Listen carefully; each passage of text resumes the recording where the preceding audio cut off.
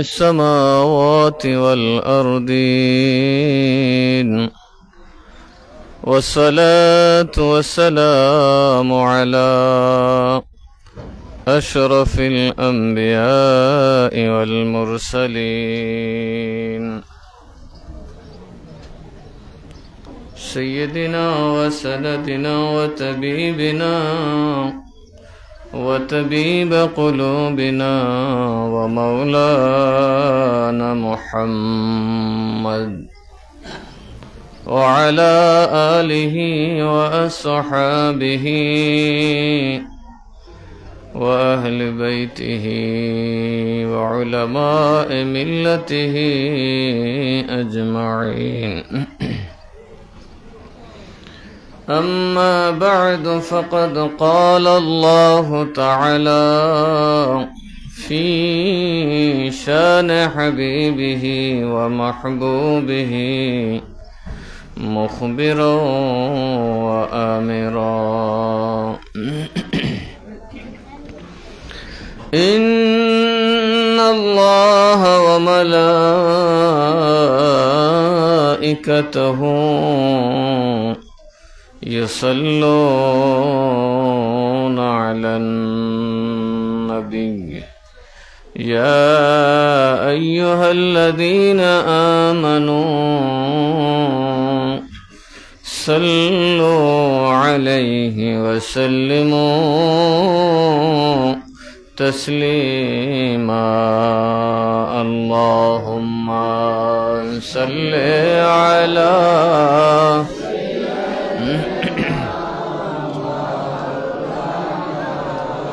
محمد وعلى آل سيدنا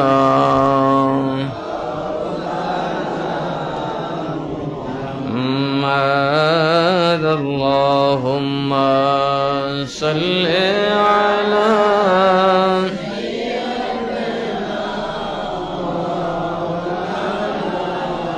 محمد وعلى آل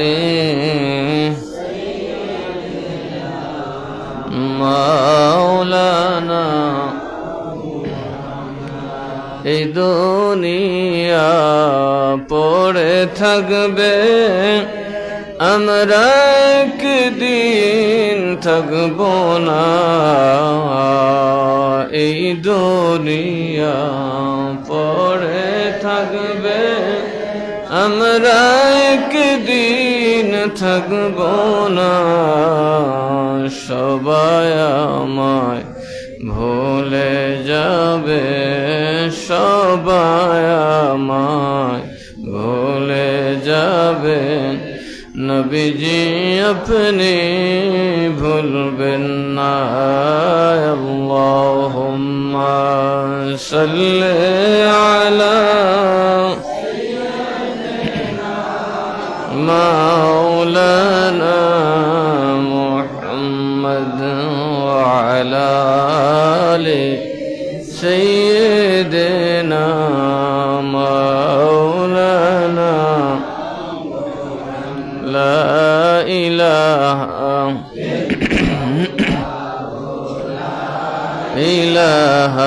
إلا الله لا إله لا إله إلا الله لا إله إلا الله لا إله إلا الله محمد رسول الله صلى الله عليه وسلم صلاة يا رسول الله عليكم سلام يا صلاة يا رسول الله عليكم سلام يا مغز قرآن روحي من جنديم هست حب رحمة للعالمين صلاة يا رسول الله عليكم السلام يا أعوذ بالله من الشيطان الرجيم بسم الله الرحمن الرحيم ومن يعمل من الصالحات من ذكر أو أنثى وهو مؤمن فأولئك يدخلون الجنة ولا يظلمون نقيرا إلى آخر الآية. صدق الله المولانا العظيم وصدق رسوله النبي الحبيب الكريم. معزز محترم মুসল্লিয়ান কিরাম, মহান আল্লাহ পাক আমাদেরকে পবিত্র জুমার নামাজে উপস্থিত হওয়ার এবং জামাতে নামাজ আদায় করার তৌফিক দিয়েছেন। শুকরিয়া তান সকলে পড়ি আলহামদুলিল্লাহ। মহান আল্লাহ তাআলা যেন দয়াবশত আমাদের এই সালাতকে কবুল করেন, ভুলভ্রান্তি ক্ষমা করেন, সকলে বলি আল্লাহুম্মা আমিন। আমরা গত জুমায় আলোচনা করেছিলাম আল্লাহ তাআলার মোমেন বান্দা এবং কাফের।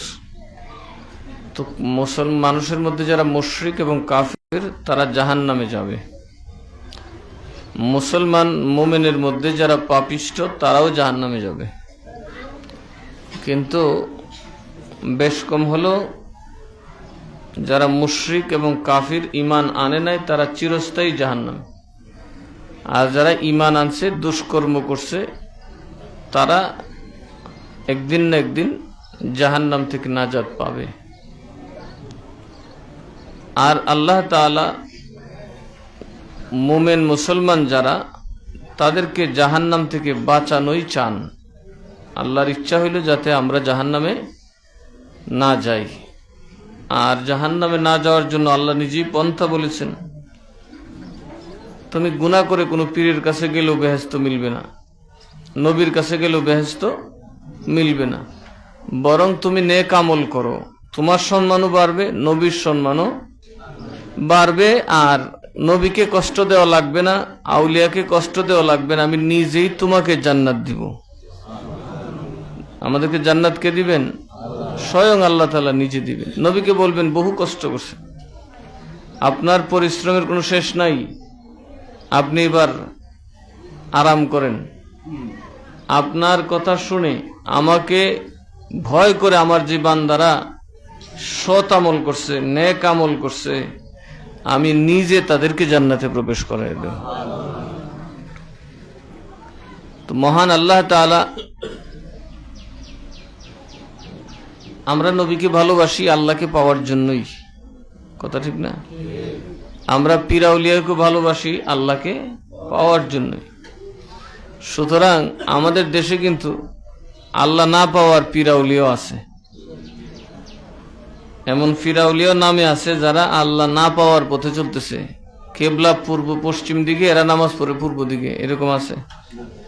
এটা আমি একটা উদাহরণ দিলাম, যারা চলতেছে উল্টা দিকে, ওদের এই দিকে কোনো খেয়াল নাই।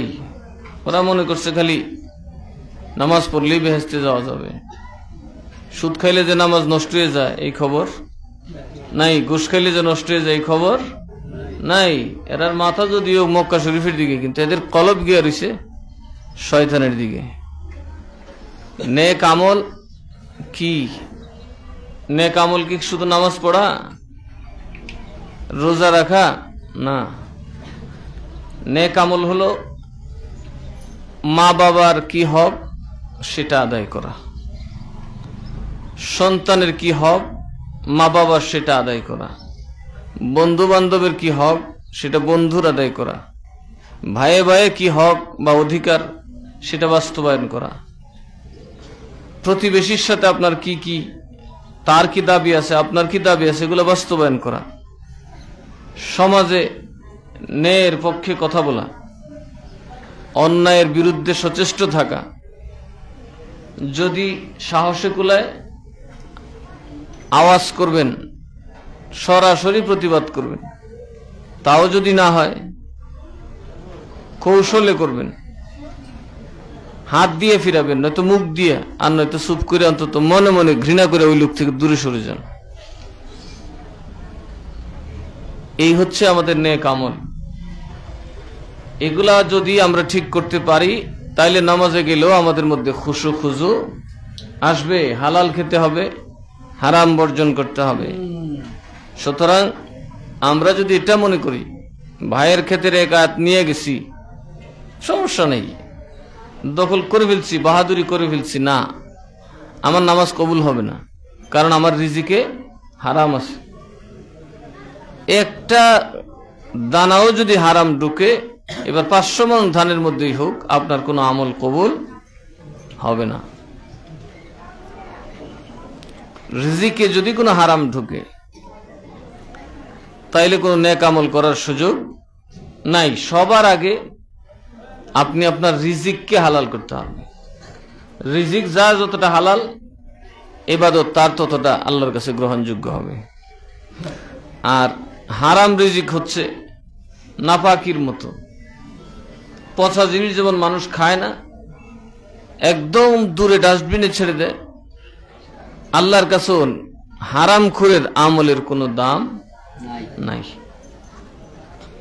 সুতরাং নেক আমল বলতে মানুষের চর্চা করা না, মানুষের বদনাম করা না, বরং মানুষ কোনো গুনাহ করলে যদি দেখা যায় এটা ব্যক্তিগত, আমি সেটা তার দায়িকা দিলাম, থাক, তার মানিজ্যটা মাইরন। এরকম আছে না অনেক মানুষ, ভালো মানুষের তো অনেক সময় দোষ করে না, ভালো মানুষের তো অনেক সময় গুণ করে ফেলে। শয়তান তো পিছনে লাগা আছে, আপনার পিছনে একটা হইলে ভালো মানুষ যদি এটার পিছনে 1000 লাগানো আছে। তা আপনার উচিত হবে, কারণ তাকে শয়তান চাই গুনাহগার বানাইতে, যে তাকে কালার করতে পারলে অনেক মানুষকে একসাথে নষ্ট করা যাবে। কথাটা ঠিক না? যেমন মৌলী সাহেব দোষ করলে জেলের মধ্যে কোনো জামিন নেই, আর ফতেঘাটের মানুষ একই আকাম করলে তার বিরুদ্ধে মামলাই নেই, বলে যে সরকারের কোনো আইনই নেই। তার উদ্দেশ্যটা কি? উদ্দেশ্য কিন্তু ইনসাফ দেওয়া না, উদ্দেশ্য হচ্ছে আলেমদের মন থেকে আপনাদের ভালোবাসা উঠিয়ে দেওয়া। আর আজকাল কিছু আলেম এমন বার হইছে, এই দেশ যারা গড়ছেন সে আউলিয়ারা দেখা যায় বছরে একটা কথা বলে নেই। আর এখনকার মৌলবীরা অল্প বয়সে টাকা পয়সার জুড়ে যা মুখে আসে তাই বলে। এরকম আছে না? ইউটিউব ঘাটলে বুঝবেন কি শুরু হয়েছে, যেটা মুখে আসে এটাই কইতেছে। এর কারণ হলো এখন আলেম কমে গেছে। এখন যারা আলেম মাঠে আছে বেশিরভাগই হচ্ছে উলামায়ে সু, মতলবের জন্য ঘুরে ওয়াজ করে। হাদিয়া দিয়েন না, দেখবেন কতক্ষণ ওয়াজ করে। আর যারা শ্রোতা এরাও সু, যারা মুরিদ, খালি ফির রে কোন 2 নম্বর, মুরিদ 2 নম্বর। মুরিদ তো বুঝেই না কেন মুরিদ হয়েছে, মুরিদ বুঝেই না কেন মুরিদ হয়েছে। মুরিদ মনে করছে পীরের হাতে দৌড়ছি, এবার আমার কাম সারছি। এটা তো ভুল ধারণা, এটা ভুল ধারণা। এই মুরিদ বিপদে পড়বেন। পরকালে কেউ কাউকে পার করার তো দরকার নাই, নিজেই তো পার হইতে পারেন। আপনি আপনার জীবনটা করেন, নিজের চরিত্র ঠিক করেন। পিসাবে কামাই করে বাড়ি বানাইলে আপনারা দিব না? আপনি কামাই করে বাড়ি বানাইলে পিসাবে দিবেন? তো পিসাবের বেহেস্ত আপনারা দিব, এটা কেমনে বুঝলেন? আর আপনার বেহেস্তে যে পিসাবে দিয়ে নেবেন। বরং সবাই মিলে যদি আমরা নেক আমল করতে পারি, আমরা সবাই সুখী হয়ে যেতে পারি। সবার সচ্ছলতা যেমন বাড়বে, কিয়ামতের দিনে আমাদের বেহেস্তের সংখ্যা বেড়ে যাবে। তখন আমরা গর্ব করে বলতে পারবো আমরা ওই জামাত যাদের মধ্যে সবাই আমরা জান্নাতি হইতে পারছি। বাবার যদি 10টা ছেলে থাকে আর 10টাই যদি সুখী হয়, বাবার একটা আরাম আছে না, একটা গর্ব আছে না? আর 10টাই যদি ভিক্ষা করে, বাবার সম্পত্তি থাকলে যে কথা, না থাকলে সেই একই কথা। সকলকেই নেক আমল করতে হবে। এবার আল্লাহ বলেন বিসমিল্লাহির রহমানির রহিম ওয়া মান ইয়ামাল মিনাস সালিহাতি মিন যাকারিন আও উনসা ওয়া হুয়া মুমিনুন ফাউলাইকা ইয়াদখুলুনাল জান্নাতা ওয়া লা ইউযলামুনা নাকীরান। আর মেয়ে লোক, নারী অথবা পুরুষ যেই নেক আমল করুক, যদি তারা মুমিন হয়, কি হয়? মুমিন, নারী পুরুষ যে ভালো কাজই করুক,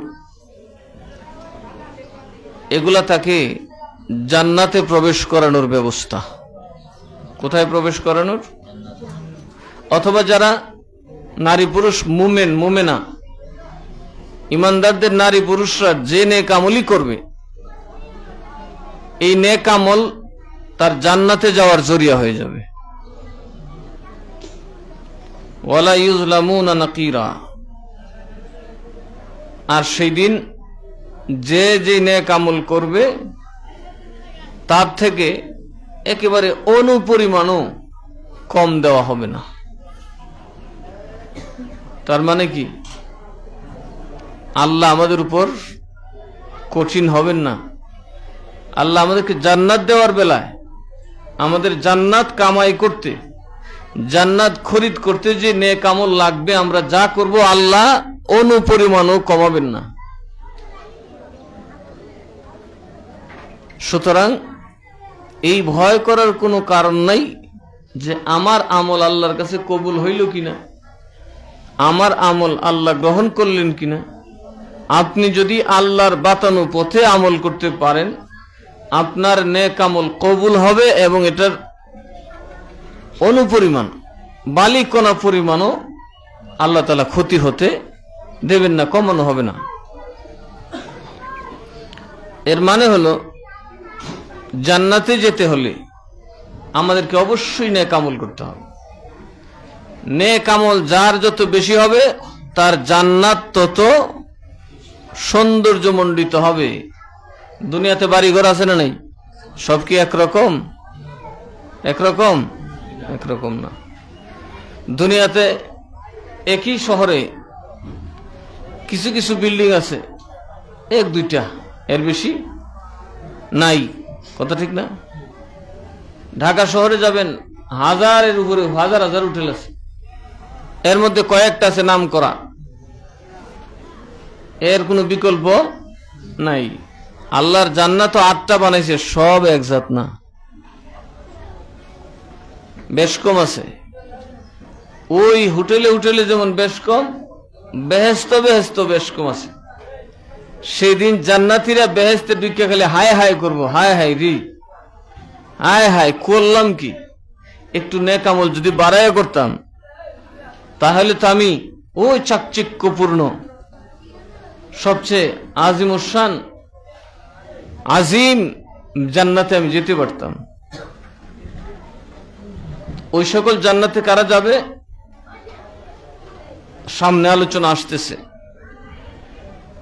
যারা আল্লাহ এবং রসুলকে মানবে তারা সেই দিন নবীর সাথেই জান্নাতে থাকবে।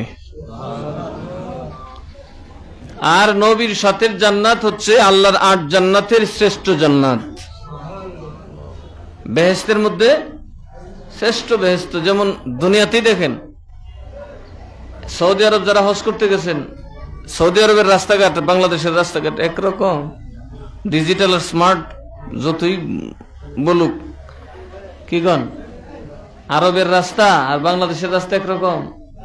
তো পৃথিবীতে তো আছে, দুইটা দেশ তো একরকম না। এক দেশের গাড়িতে বাসে চললে খবরই পাওয়া যায় না কই আছি, আরেক দেশের বাসে উঠলে হাড্ডিগুড্ডি বাইঙ্গিয়া মনে যেন 3 বেড়ায় মুড়াই দিছে।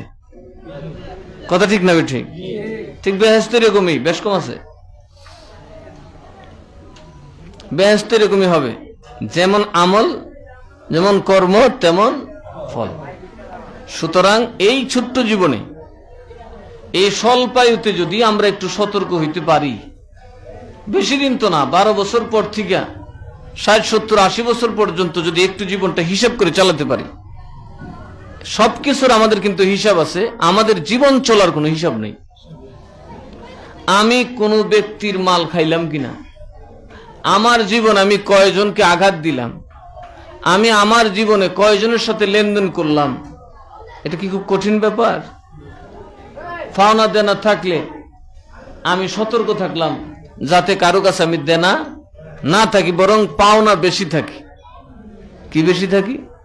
ওই দিন এক লোক আমার কাছে এসে কান্নাকাটি করতেছে, ব্যবসা করছে 10 বছর। এখন দেখা গেল 10 বছর ব্যবসা করতে করতে হঠাৎ একটা মালের লিস্ট যে আনে, সে বলে আমি তো জানি না, কিন্তু আমার মহাজন আমার নামে বিরাট বড় এক অঙ্ক লিখে রাখছে। এখন লাগছে ঠক্কর, মহাজন তুমি নিছো, খরিদ্দার এখন আমি তো নিছি না, 25 বছর ধরে ব্যবসা করতেছি। মহাজন এটা কেমনে সম্ভব? ক্রেতা কয় এটা কেমনে সম্ভব? এরা তখন শপথ করলো যে তাইলে মসজিদে কইলাও আমি দিছি না। তো আমার কাছে যে আসছে আমি তারে বললাম, মসজিদে দিছেন না যে আপনি কি যদি না দিয়ে থাকেন এই গজব সামলাবে কে?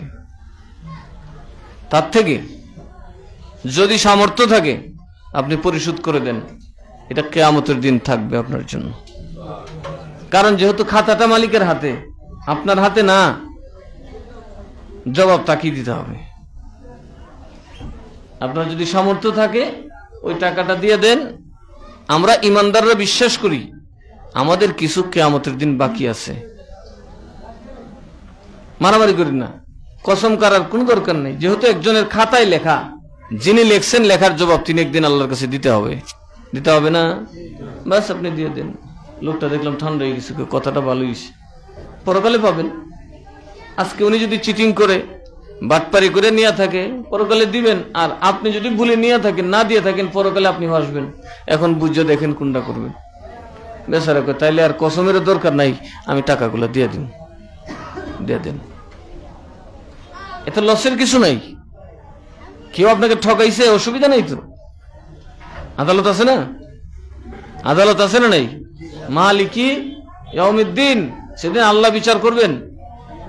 মুখ তালাবদ্ধ থাকবে, হাত পা বলে দেবে কে কি করছে। যে হাত দিয়ে লিখছে, হাত যখন বলবে আল্লাহ মিশা কথা লিখছে, তখন তার কিছু করার থাকবে? কি বলেন? কিছু করার থাকবে?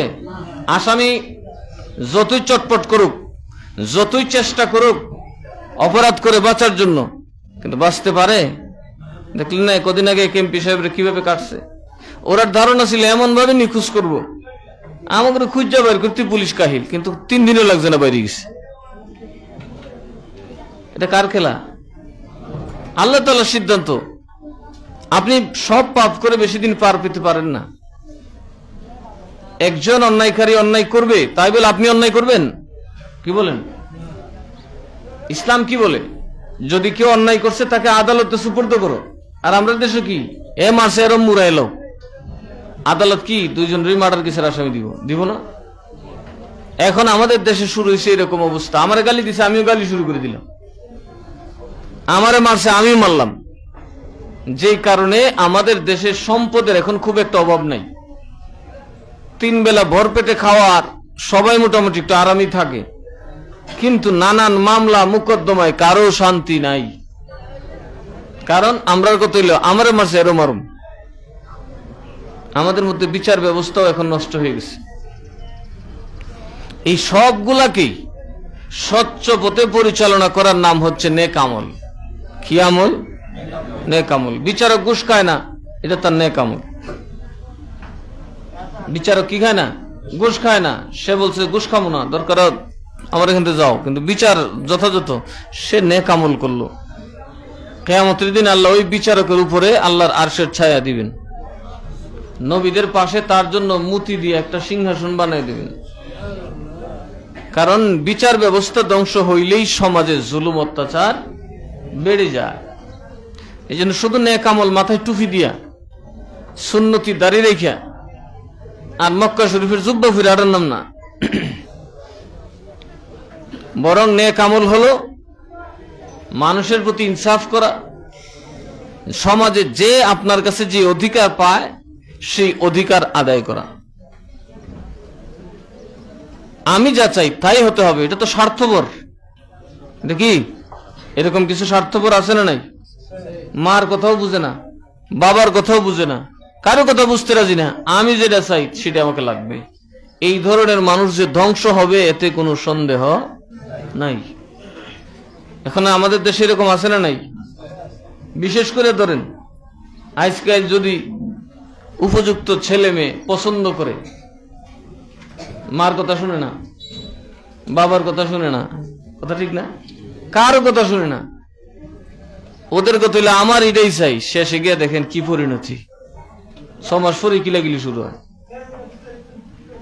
এটা শুধু একটা উদাহরণ দিলাম যে কারণে প্রত্যেকটা সংসারে এখন আগুন, প্রত্যেকটা বাপ তার মেয়েকে নিয়ে চিন্তায়, প্রত্যেকটা মা তার ছেলেকে নিয়ে চিন্তায় আছে যে কই যে যাইব আল্লাহ জানে। কারণ এখন সব হয়ে গেছে স্বার্থপর। ওরা যদি ভালোবাসা ফেলে তাহলে সংসারের ইজ্জত যাইব না, সমাজের ইজ্জত যাইব, কুফু মিলব কিনা, ইসলাম আছে কিনা এটার ধারও ধারে না। অনেকে তো উল্টা পাল্টাও করে কি করে না। আসলে আমাদের সমাজটা স্বার্থপর হয়ে গেছে। স্বার্থপর মানুষ যত টাকার মালিকই হোক, যত ক্ষমতার মালিকই হোক, সে কোনোদিন সুখ পাবে না। আর এই স্বার্থপরদের 1 নম্বর ব্যবসা হল সুদের ব্যবসা। কিসের ব্যবসা? কারণ সুদকুররা চরম স্বার্থপর। এরা স্বার্থ না পাইলে আব্বারও ছাড় দিত না। যখন মানুষ স্বার্থপর হয়, শুধু নিজেরটা বুঝে, ওই মানুষের জান্নাতে যাওয়ার অধিকার নাই। মনে রাখবেন, তার জান্নাতে যাওয়ার অধিকার নাই। অবশ্যই আপনাকে আপনার মা বাবার স্বার্থ দেখতে হবে, অবশ্যই আপনাকে আপনার ছেলে মেয়ের স্বার্থ দেখতে হবে, অবশ্যই আপনি আপনার প্রতিবেশীর স্বার্থ দেখতে হবে। এখন আমি এমন একটা কাজ করলাম, আমার যেই কাজে আমার প্রতিবেশী ধ্বংস হয়ে যাবে, ওইটা কখনোই নেক আমল হতে পারে না। হোক না আমি পীর সাহেব, হোক মুফতি সাহেব, হোক আলেম। কথা বুঝেন না কি বলছি? যদি আপনি এমন কাজ করেন যেই কাজে আপনার প্রতিবেশীর ক্ষতি হয়, আপনার কোনো নেক আমল কবুল হবে না, কোনো আমলই কবুল হবে না। এখন আমরা ওই রকম করি কি করি না? কথা বলেন, করি কি না? দস্তুর মতো। আমি এক জায়গায় গিয়ে দেখলাম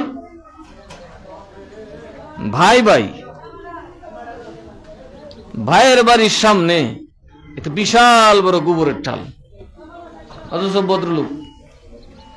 আমি জিজ্ঞেস করলাম, গরু থাকে কই? গরু থাকে ভাইয়ের বাড়ির বাজুত। গোবরের ঠাল কই? ভাইয়ের বাড়িতে ঢুকতে যে রাস্তা, এটার মুখটা। আমি বললাম তার জন্য জান্নাত হারাম। আমি ফতোয়া দিলাম, কোন মৌলবী ধরলেও সে জান্নাতে যাবে না, আল্লাহ তাকে জান্নাতে দিবে না, তার সকল আমল বরবাদ করে দিবে। কারণ এক তো প্রতিবেশী, দ্বিতীয়ত শেষের ভাইয়ের উপর জুলুম করতেছে। জালিম কখনোই জান্নাতে যাবে না, এটা নবীর স্পষ্ট ফতোয়া। যত বড় মুফতি আর মুহাদ্দিস হও, জালিম কখনোই জান্নাতে ঢুকতে পারবে না। আমি রসুল তাকে আটকে দেব। সুপারিশ তো দূরের কথা, আমি রসুল তাকে আটকে দেব। মনে রাখবেন, আপনার স্বাভাবিক গুনার জন্য নবীজি সুপারিশ করবেন। আপনি আপনার ভাইকে ঠকাইছেন, ভাই তো আপনাকে ধরবে, কিয়ামতের দিন আপনাকে আটকাই দেবে। আল্লাহ, আমার ভাই আমার মাল মেরে খাইছে, আমার ভাই রাগ কল ছিল, আমি আসছিলাম ব্যাক কল। এরকম আছে না? কথা কোন আছে না নাই? এরকম আমি আরেক বাড়িতে গেলাম, একই বাবার সন্তান, এক ভাই বাড়ির জায়গা নাই, আরেক ভাইয়ের বিরাট সম্পত্তি, বাড়িটাই বিরাট বড়। আমি জিজ্ঞেস করলাম, বাড়িটা কার? কয়টা আমাদের পৈতৃক বাড়ি। তো তোর পৈতৃক বাড়িলে তোর এটা শুরু, ওই বেটাটা তো বিরাট বড়। কয়টা হুজুর বুঝছেন না, ভাই তো বড় পলিটিশিয়ান, বড় নেতা, ভাইয়ে যেমনে পারছে আব্বার থেকে নিছে। আমি গরিব, আমি তো মুরুখ কইছি, ব্যাক করলো। সমাজে 2 টাকার দাম নাই। সমাজে গিয়ে এক কথা কইলে সবাই মিলে চুপ। আমরা ভাই সমাজের লিডার, তুই খালি বাইরের ইজ্জত মারতেছস না, আমরা সমাজের ইজ্জত মারছস। আছে না এরকম? জাহান্নামে যাবেন, কোনো লাভ নাই নামাজ রোজা করে, যেতেই হবে আপনাকে জাহান্নামে। পরিষ্কার কথা। এই দুনিয়াতে আপনাকে জান্নাত দেওয়ার কোনো সুযোগ নেই। রাসূল এই ব্যাপারে রায় দিয়ে গেছেন যে তোমরা আমার সুপারিশের আশা করবে না। তো জাহান্নামে গেলে এরপরে না রাসূল সুপারিশ করে আবার যদি উঠাবে, রাসূলের সুপারিশে উঠাবে। কিন্তু দুজখের আগুন কত মজা, কেউ দুজখের আগুন মজা না? একবার লাগলে হাড্ডির গোড়া পর্যন্ত হচ্ছে যাব, ফুয়ে যাব। আবার গজাইব, সিলিন্ডার কদ্দুর জুড়ে দিব, পেশাব পায়খানা করে দিব, এগুলো আবার খাইব, জাক্কুম ফল দিব, গলা লেগে থাকবো, পানি চাইব, গরম পানি দিব, গলা ধরে ফুইয়া তলিতে বেরিয়ে যাব, শেষ হইতো না তো আবার গজাইব, আবার যন্ত্রণা শুনে চিল্লে চিল্লে করবো, বারবার খালি ভাই আল্লাহ মরণ কই, মরণ কা গুড ভাই, আমি আর নাই, আর আমারে খুঁজা হইতা না, দুনিয়াত খেলে আমারে দৌড়াইতা, ফিরের কাছে যাইতা, মাজারও যাইতা, তবলিগও যাইতা, শেখের কাছে যাইতা, তাহলে আমারে দৌড়াইবার লেগিয়া তাবিজ বান্ধা ঘুরতা। এখন আমি একবারে গেছি, আর খুঁজা হইতা না, তাবিজ বানলো আর আইতাম না, আর মৃত্যু হবে না। এই কঠিন শাস্তি আসতেছে, এই কবরে আপনি থাকবেন। আপনি একটা জিনিস দেখেন, কেন আপনাদের ভিতরে ভয় আসে না, বিশ্বাস আসে না? আমার তো মনে হয় এখন মুসলমান পরকাল বিশ্বাস করি কিনা। এই যে কবরে লক্ষ লক্ষ মানুষ শুয়ে রয়েছে, এরা ছিল না একদিন দুনিয়াতে? এদের নাম দাম আছে আর এখন? এদের কোনো প্রভাব প্রতিপত্তি আছে? আমি আপনি তো ওখানেই যাব। এই কবরের সামান জোগাড় করছেন কি? হাসরের ময়দানের সামান কি জোগাড় করছেন, যেখানে 50,000 বছর পর্যন্ত দাঁড়ায় থাকতে হবে? সুতরাং নেক আমল বলতে এটাই বুঝবেন, আপনার দ্বারা যেন কোনো মানুষ কষ্ট না পায়। এটা আপনার জীবনের একটা বড় সার্থকতা। আপনার জন্য যেন কেউ কষ্ট না পায়। কখনো স্বার্থপর হইন না। মনে রাখবেন, এই পৃথিবীটাই আপনার জন্য চূড়ান্ত না। এই পৃথিবী থেকে আজ না হোক কাল আপনাকে আমাকে চলে যেতে হবে। আর আমি আপনার হায়াত, আমি আপনার যৌবন, আমি আপনার ক্ষমতায়ন, আমি আপনার এই পৃথিবীতে বিচরণ, কোনোটাই আমাদের নিয়ন্ত্রণে না, সম্পূর্ণই আমাদের স্রষ্টার নিয়ন্ত্রণে। কথা ঠিক না? না কোনো কিছু আমাদের নিয়ন্ত্রণে আছে? আমরা কি জমিনে চাষ করলে আর সার দিলে বলতে পারি আমরা ধান নিশ্চিত? কি বলেন, বলতে পারি? কিছু বলতে পারি। আমরা কি ব্যবসা দিলে বলতে পারি ব্যবসা নিশ্চিত? আমরা কি ঘর থেকে বেরোলে নিশ্চয়তা নিয়ে বেরোতে পারি যে না বেরিয়েছি ইনশাল্লাহ বেড়ার মতো আবার ফিরত হবো? রাস্তায় যে মৃত্যুবরণ করবো না তার কোনো গ্যারান্টি আছে? তা আমাদের তো হাতে কিছুই নেই, তারপরে তো আমরা চলতেছি, নাকি চলতেছি না? আমরা কে চালাইতেছে? তো আমরা আল্লাহকে মানি, তিনি আমাদেরকে চালাবেন। পৃথিবীটা মুসাফির খানা, অতি শীঘ্রই আমাদের সকলকে ওইদিকে যাত্রা করতে হবে। এপার থেকে ওপারে আমাদেরকে যেতেই হবে। আর যাওয়ার বাহনের নাম হচ্ছে মৌত, মৃত্যু। এটা যে কত বড় দয়া আল্লাহর। হাসরের দিন যখন মানুষ চিল্লাইবে আর মরণ হইতো না, জাহান্নামে পড়ে যখন মানুষ চেঁচামেচি করবো মরণ হইব না, তখন বুঝবো আরে জীবনে যা দিছিল আল্লাহ আমারে মরণে না আসল নিয়ামত দিয়ে দিছি। কাজে মৃত্যু নামের তরিতে উঠার আগে নিজের সামান রেডি করেন। ওপারে খরিদ করার অনেক কিছু বাকি রয়ে গেছে। দুনিয়াতে খরিদ করছেন, ওপারেও কিছু খরিদ করেন। আর ওপারের জান্নাত আর আপনাকে বৃদ্ধ বানাবে না, আপনাকে আর টেনশন দিবে না। আপনার জন্য যা যা প্রয়োজন আল্লাহ তাআলার কুদরত থেকে সব তৈরি করা আছে। এই জন্য আমাদেরকে কি করতে হবে? নেক আমল করতে হবে, সৎ কাজ করতে হবে। আমি নিজেও নেক কাজ করব, অন্যকেও নেক কাজে উৎসাহিত করব। আল্লাহ যেন আমাদেরকে তৌফিক দান করেন। ওয়ামান আহসানু দীনান মিম্মান আসলামা ওয়াজহাহু লিল্লাহ।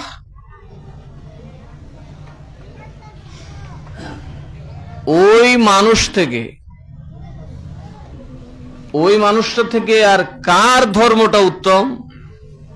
বুঝছেন কথা? ওই মানুষ থেকে আর কার চরিত্রটা উত্তম, কার নীতিটা উত্তম, যে আপন চেহারা আল্লাহর জন্য ঝুঁকিয়ে দিয়েছে। কার জন্য ঝুঁকিয়ে দিয়েছে? এরকম মানুষ আছে না নাই? আছে না নাই? যেমন ধরুন আলিম ওলামা, ওরা কি মসজিদের টাকাটা বাদ দিয়া বিদেশ যেতে পারতো না? বলে না, চাইতে পারতো কিনা? আমি পিসাবগিরি না করিয়া আর কোনো কাম করতে পারতাম না? দুনিয়াদারি আর কিছু ছিল না আমার? পয়সা কামার তো আরো কাম আছে না নাই? এই প্রতিষ্ঠান নিয়ে, মসজিদ নিয়ে বসে থাকার কোনো দরকার ছিল? আমি তো চাইলে আমার মতো বহু পিসাব আছে, হাজার হাজার কোটি টাকার মালিক, কিন্তু কারো সন্তানকে মানুষ বানানোর কোনো ধান্দা তারা নাই। আছেন এরকম? অনেক শিল্পপতি আছে, কিন্তু যারা পীর মাশায়েখ দেখবেন প্রত্যেকের বাড়িতে একটা বড় বড় লঙ্গরখানা আছে, একটা মাদ্রাসা আছে, আছে না নাই? এরার কি ঠেকা বসছিল? এরা আল্লাহর মানুষ নাকি যে জীবনে একবার ইসলামের খবর লইল না সে আল্লাহর মানুষ? সুতরাং আল্লাহ বলেন, যে ব্যক্তি তার চেহারাকে আল্লাহর সামনে ঝুঁকিয়ে দিয়েছে, তার মানে বুঝছেন, আর্টিফিশিয়াল রুকু সেজদা না, অরিজিনাল রুকু সেজদা। তার মানে আমি আমার চেহারা, আমি আমার সকল কিছুই তোমার দরবারে সারেন্ডার করলাম। আমার সকল কিছুতেই আল্লাহর হক, নবীর হক আগে, তারপর হইল বাকি হক। এগুলা সবচেয়ে বেশি বুঝার কথা যারা মুরিদ হইছে তারা, এরাই বুঝে না, এরাই বুঝে না যে এরা কি কারণে মুরিদ হইছে। যারা বয়াত হয় তাদের বয়াতের শর্ত থাকে যে আমি আল্লাহর কাজ করব, আল্লাহ এবং নবী কষ্ট পায় এমন কাজ আর করব না। এই মাদ্রাসা প্রতিষ্ঠানে পিসাব যাইয়া দইরা যাইতা কোন লাগে কিছু টাকা পয়সা দেও, তার যেমন এমন গুমের ব্যক্তির এতবার ডাকতে হয় না। তারপরে তার মুখ ভাঙ্গে, সাহেব আইসিন বাড়ির চাউল দেওয়ান লাগবো, আচ্ছা নে দি মনে সে দর্শের দিল মনে পিসাব গেছে না, মনে জন্য ভিক্ষুক গেছে। কিছু মনে করি না। কেন মনে করি না জানেন? জানি আপনারা ইলম শূন্য, আপনারা মূর্খ মানুষ। আপনারা আমি বুঝাই মাসে 6 মাসে একবার, শয়তান তো 24 ঘন্টা বুঝাইতে আছে। আমি পিসাব গেলে দেখা যায় মাদ্রাসায় দান করে ভালো, না গেলে কম। তো একজনে জিজ্ঞেস, এটার কি কারবার? আমি বললাম, এটার কারবার হইলে আমি গেলে কিছু ওয়াজ করলে শয়তানের সারে, তখন একটু মনটা বড় হয়, দানটা একটু ভালো করে। আর আমি যাইলে গিয়ে দেখা যায় শয়তানের আত্মার মধ্যে আসন করে বসে থাকে, যাইতে ধরে বাবা দিস না গজব হয়ে যাব। কারণ যখন মানুষ দান করে আল্লাহ তখন তার আফত বালা মুসিবত দূর করে দেয়। শয়তান যে আপনারে ধোকা দিয়ে নানান পাপ করাইছে, নানান অন্যায় করাইছে, এই অন্যায়ের কারণে আপনার উপর যে গজব আসতেছে, যখন আপনি দান করেন হালাল মাল থেকে, আল্লাহ ওই গজবটা আটকায় দেয়। আল্লাহ সে গজব কি করে দেয়? আটকায় দেয়। সুতরাং আল্লাহ বলেন, যে ব্যক্তি তার চেহারাকে আল্লাহর দিকে ঝুঁকিয়ে দিয়েছে, যে ব্যক্তি দ্বীনের কাজে মনোনিবেশ করছে, সেই হচ্ছে উত্তম। সে কি মানুষের মধ্যে যারা মুমিন তারা উত্তম, আর মুমিনের মধ্যে তারা উত্তম যারা দ্বীনের কাজ করে। কিসের কাজ করে? দ্বীনের কাজ করে। ওয়াহুয়া, আল্লাহ এটা ব্যাখ্যা দিচ্ছেন, ওয়াহুয়া মুহসিনুন, ওই ব্যক্তি হচ্ছে মুহসিন। ওই ব্যক্তি কি? সৎকর্মপরায়ণ, মুহসিন। কথাটা বুঝবেন, যে ব্যক্তি নিজের চেহারাকে, অস্তিত্বকে দ্বীনের জন্য নির্বাচিত করেছে, তার নাম কি? মুহসিন। তার নাম কি? মুহসিন। এই মুহসিন বলার কারণ কি? আল্লাহ বলেন, ইন্না রাহমাতুল্লাহি কারীবুম মিনাল মুহসিনিন, নিশ্চয় আমার রহমত মুমিনের নিকট পাওয়া যাবে। মুহসিনের নিকট। কার নিকট? কি পাওয়া যায়? রহমত। গজবের উল্টা কি?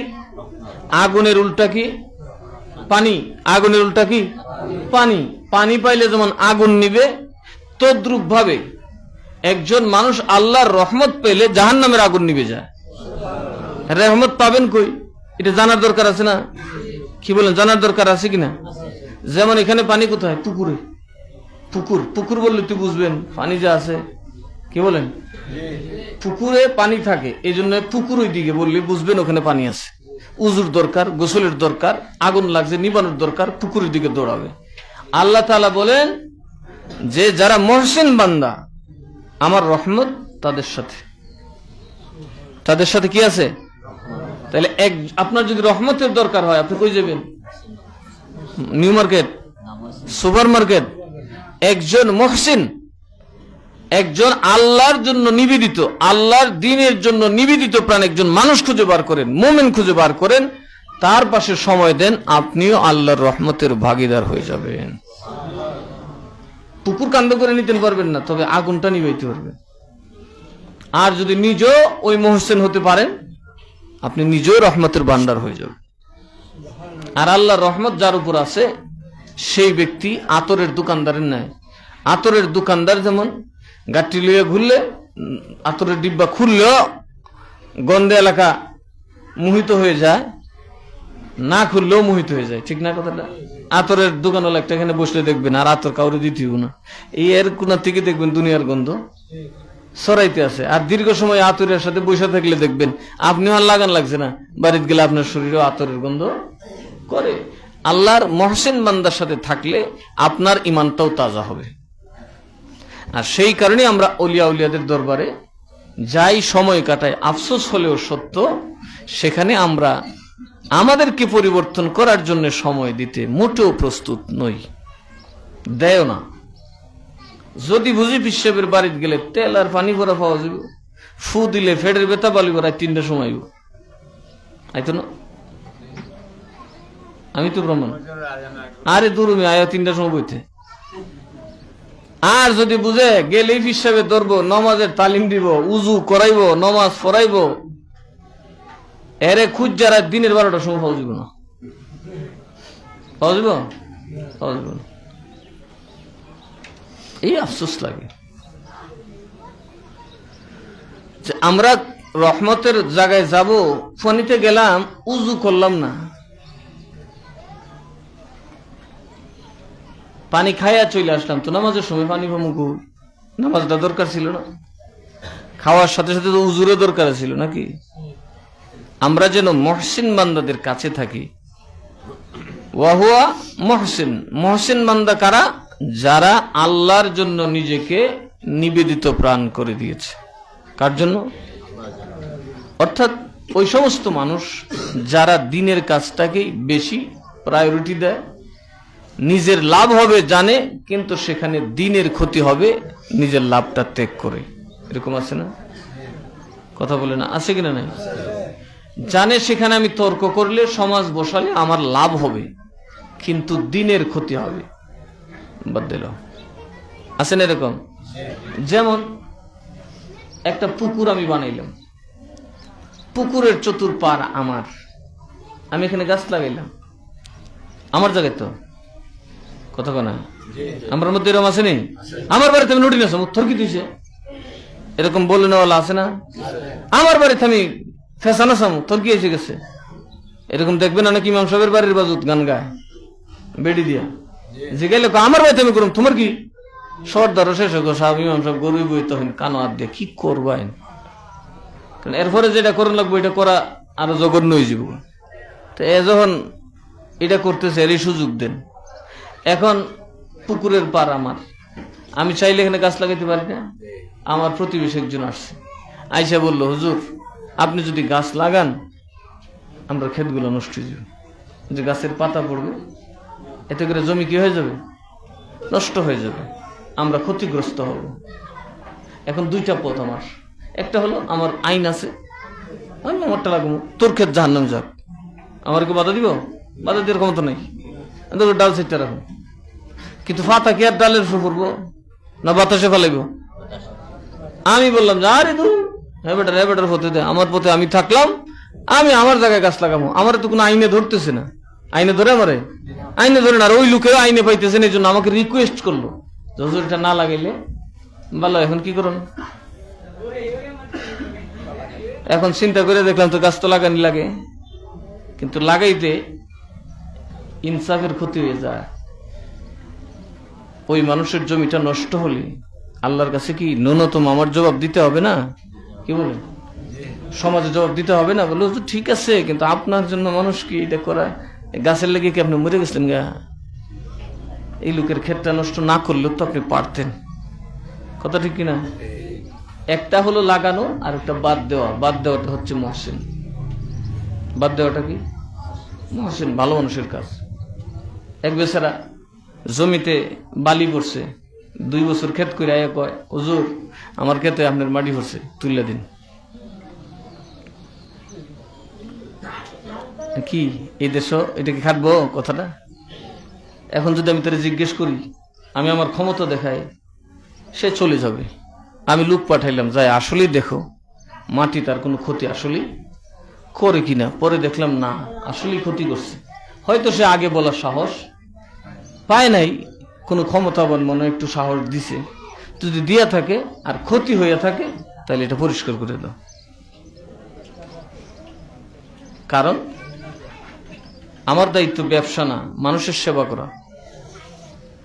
আমার দ্বারা যদি মানুষ আঘাতপ্রাপ্ত হয়, তো আমি মুসলমান না, আপনারাও মুসলমান। কি বলেন? আপনারা মুসলমান না? আপনাদের কি ব্যবসার, আপনাদের কি জান্নাতের দরকার নাই? এটাই হচ্ছে নবীর চরিত্র। গরিব মানুষ, ইহসান থাকতে হবে। ইহসান যে করে তাই মুহসিন হয়। আপনার একটা জায়গা আছে, আপনি ওয়াল দিয়ে ফেলবেন, প্রতিবেশীগুলা খেলাধুলা করে। আপনার প্রচুর জায়গা আছে, আপনি আপনার বাড়ি ওয়াল দিলে কেউ না করবো? কি বলেন? না করবে কেউ? টাইট ফিট গেট লাগাইলে না করবে কেউ? বাড়িতে আপনি লাগাই দিছেন, বাস খালাস। আর আপনার বাড়িতে কেউ যাবে না, যাবে না। এটা আল্লাহ তাআলার সিদ্ধান্ত। কারণ আপনার বাড়িতে মানুষ আসবেও, আপনার বাড়ি থেকে মানুষ চলেও যাবে, সিদ্ধান্ত কার? আল্লাহর। সবকিছু আল্লাহ তাআলার ইচ্ছা। আমরা সবসময় মানুষের কল্যাণে কাজ করতে হবে। মনে রাখবেন, মানুষের কল্যাণে, মুসলমান হোক, হিন্দু, বৌদ্ধ, খ্রিস্টান, যেই হোক, মানুষ শান্তি পায়, মানুষ সুখ পায়। এইরকম যে কোনো কাজ আপনি করবেন, এই নেক আমলগুলা নিঃশর্তে নিশ্চিতভাবে কবুল। এখানে কোনো প্রশ্ন করা হবে না। আর ওই ব্যক্তির নামাজ রোজা আল্লাহ তাআলা কবুল করে নেবেন, কারণ তার মন ভালো। কি ভালো? আজকের সমাজে আমাদের লেবাস ভালো, মন ভালো না। যাদের মন ভালো নাই, তাদের আল্লাহও ভালো না। বুঝেন কথাটা? তাদের তকদিরও ভালো না, তাদের সংসারও ভালো না, তাদের কিছুই ভালো না। আর যার মন ভালো, তার সব ভালো। মন ভালো রেখে চলেন, সরল বিশ্বাসে চলেন। আপনাকে যে ঠকাবে, তার হাত থেকে আল্লাহ তাআলা আপনাকে হেফাজত করবে। সুতরাং একজন মুহসিন বান্দা হওয়া অনেক দামি ব্যাপার। ওয়াত্তাবা মিল্লাতা ইব্রাহিমা হানিফা, এবং সে কি করে? দ্বীন হানিফ, মিল্লাতে ইব্রাহিমের উপর যথাযথভাবে চলে, যথাযথভাবে চলে। মিল্লাতে হানিফ, ইব্রাহিম নবীর হানিফ, উনার আদর্শ, উনার চরিত্র, উনার সুন্নাতের উপর চলাটা একজন মানুষের সফলতার জন্য অত্যন্ত দামি। কেন? দেখুন, ইব্রাহিম আলাইহিস সালামের পদাঙ্ক অনুসরণ যারা করে, অর্থাৎ ইব্রাহিম নবী যেমনে চলেছেন সেভাবে যদি আমরা চলি, তার ফায়দা কি? আল্লাহ তাআলা আমাদেরকে রহমতে পরিপূর্ণ করে দিবেন। ওয়াত্তাখাযাল্লাহু ইব্রাহিমা খালিলা। আর এই আচরণের কারণে, এইভাবে দুনিয়াতে চলার কারণে আল্লাহ ইব্রাহিম নবীকে নিজের বন্ধু হিসেবে গ্রহণ করেছেন। খলিলুল্লাহ। কি?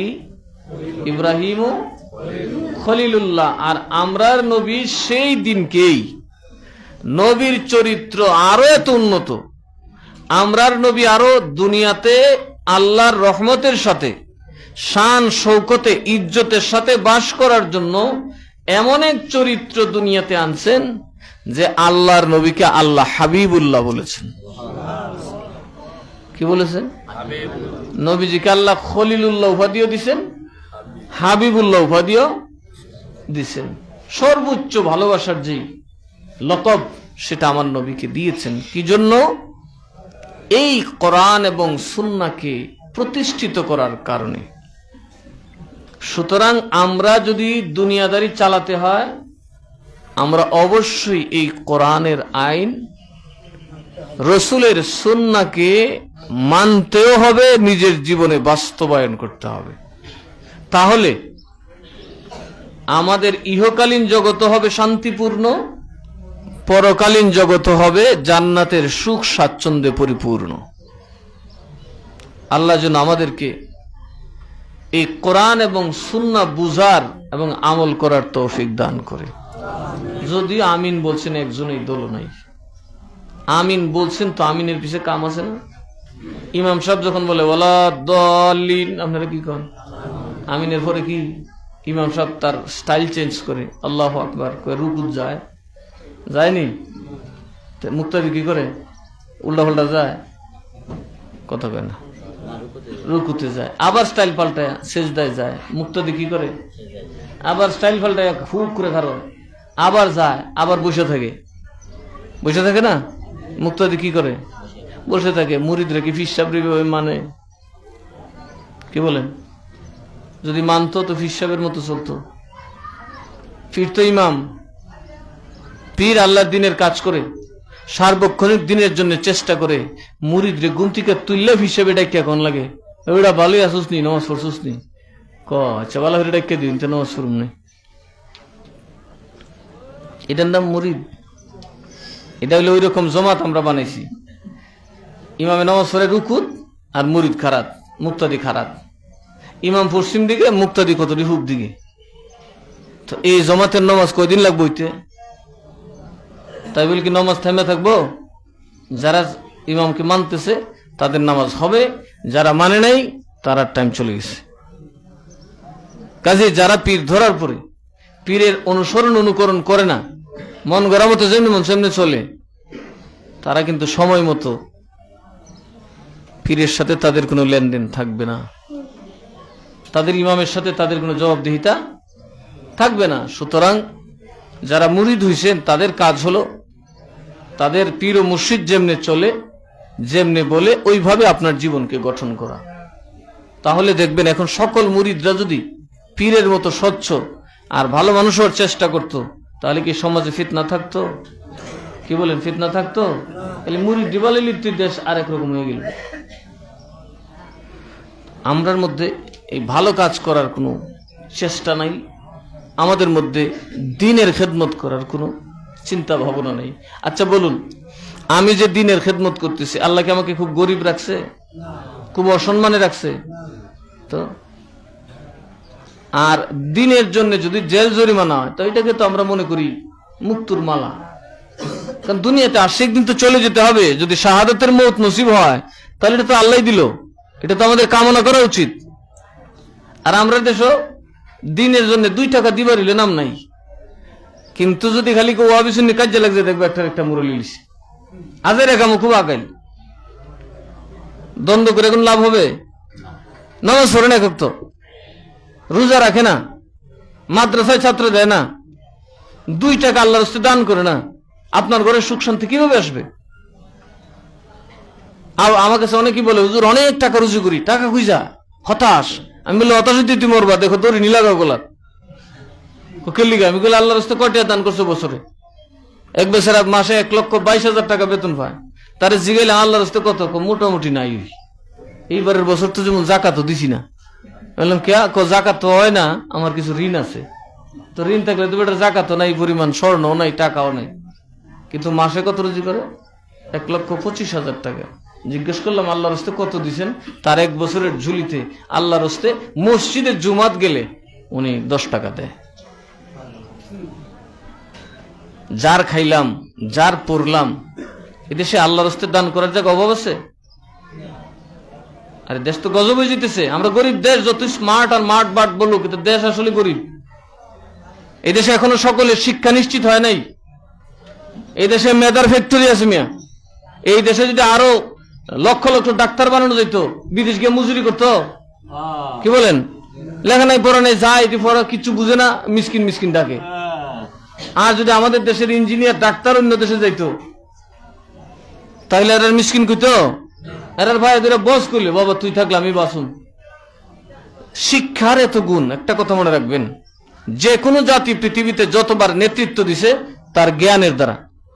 কিসের দ্বারা? জ্ঞানের দ্বারা আজকে আমেরিকা সারা পৃথিবীর নাচাইতেছে, কারণ দুনিয়ার যত বিজ্ঞানী, যত জ্ঞানী গুণী সব তো আমেরিকায়, সব ইউরোপে। এই জন্য যা কিছু আসতেছে প্রোডাকশন ওদের থেকে আসতেছে। সম্রাট আলমগীর না জাহাঙ্গীর, তার এক ডাক্তারের চিকিৎসা করে ভালো করলো।